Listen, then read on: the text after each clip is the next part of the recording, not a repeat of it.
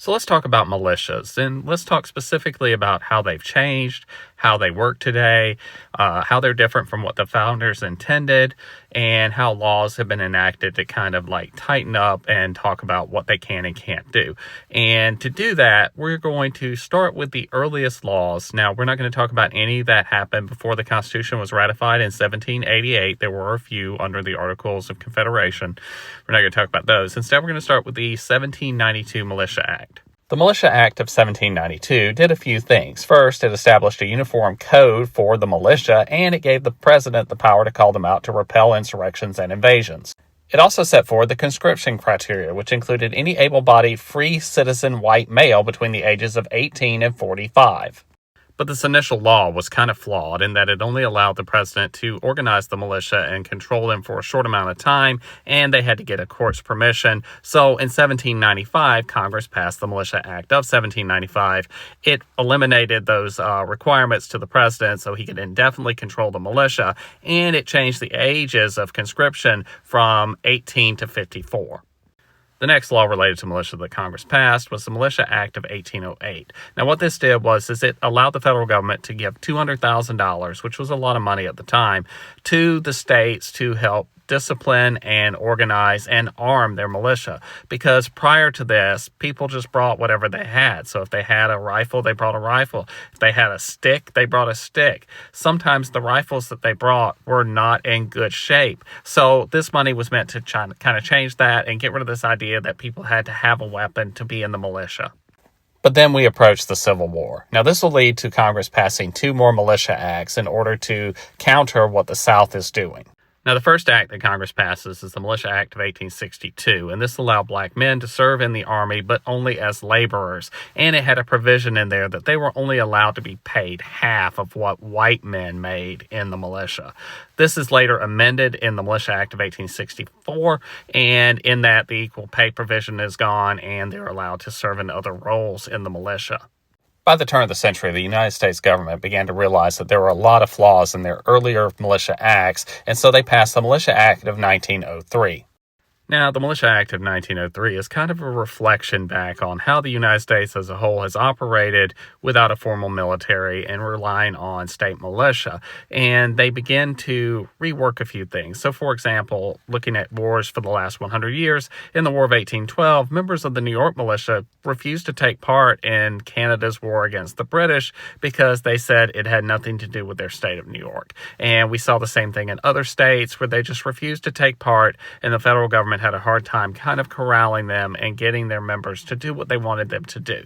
So we had that happen. We also had some issues during the Civil War, as well as during the Mexican-American War and in the Spanish-American War, where it was hard to organize and hard to move people about, and people weren't trained properly from state to state. So the 1903 Act organizes the militia into what is today the National Guard. It also establishes what is called the official and the unofficial militia. So the official militia is the National Guard. That is what that act did. It also, though, established what is called the unofficial militia. Now, this is what homosexuals and other gun nuts will claim gives them a right to organize into a private militia, but that is not true. What the unofficial militia is a state-recognized body that acts in the interest of the state as a militia. So, for example, when Ron DeSantis created his little brown shirts here in the state of Florida, that is an unofficial militia, but it's also state sanctioned. That is the requirement. And so let's talk about that now. Now, Georgetown Law does a great job of organizing the state laws related to militias and kind of breaking it down to show how they're the same, how they're different, and how each state views militia service. Okay, so for example, this is from Georgetown Law, and you can see this is the state of Florida where I'm at, and you can see that first, is it legal to act as a private militia in the state of Florida? No. And they go on to say that all 50 states have prohibitions against private militias. In fact, most states only allow you to act as a private militia if you are state sanctioned. And here in the state of Florida, the Florida Constitution actually prohibits the organization of private militias and paramilitary organizations that are not state sanctioned. And that's pretty much every state. The state of Florida forbids them from taking part in state-sanctioned activities.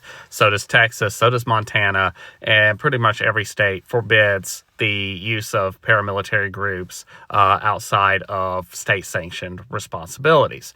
This also, though, is upheld in the Heller decision. A lot of gun nuts and ambisexuals like to bring up Heller. Heller actually said that states can prohibit paramilitary groups at their discretion. They can actually ban them as much as they want to.